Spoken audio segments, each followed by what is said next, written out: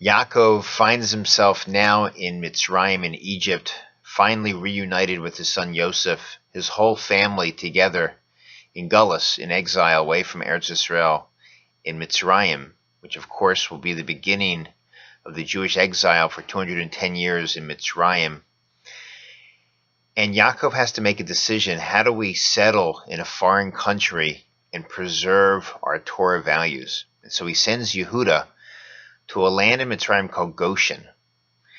And there, Yehuda is charged with the responsibility of setting up a base Talmud, which would be translated as study halls, places where Jews can gather, Yaakov's family, to study the Torah, the places that they can worship God and be comfortable in a Jewish setting like a shtetl, where they can continue to live the vibrant Jewish life and being true to the values. And we know in next week's Parshas Vayigash, when Yaakov blesses all the Shvatim, all of his children, it's Yissaschar, not Yehuda, that gets the blessing of carrying the yoke of the Torah. And so the rabbis ask, well, if you're going to send one of the kids out to Goshen to set up the base Talmud, it would be more logical to send Yissaschar, who carries the yoke of Torah, than Yehuda. Why Yehuda? Well, we know Yehuda, dating back from the Parsha with the whole situation, the whole incident with Tamar, that he stood up and admitted that Tamar, he fathered the child of Tamar. And from that incident, the rabbis teach us that kingship, Malchus, will come out of the seed of Yehuda. And of course, David HaMelech comes from that seed, King David. Malchus, kingship, royalty, royal blood comes from Yehuda.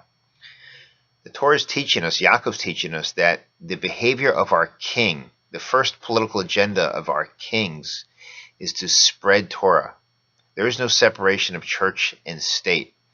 Our politics of Jews, when we settle into a new land, is how are we going to settle and set up places of worship, places of study, because ultimately the politics of Torah is the study of Torah, to make sure that the foundation is available for all of the children and all the brethren of Klal Yisrael.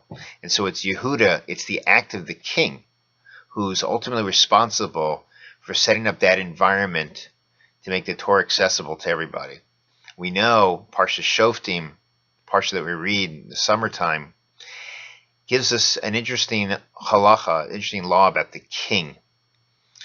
That a king has to write a Sefer Torah.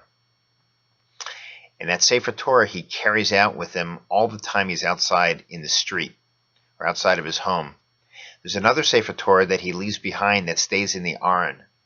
Two Sifrei Torah.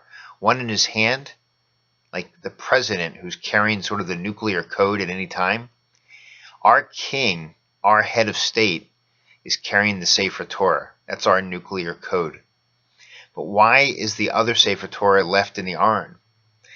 And so the rabbis teach us that oftentimes when a Jew goes out into the street, well, the Torah gets a little jaded. It gets perhaps influenced.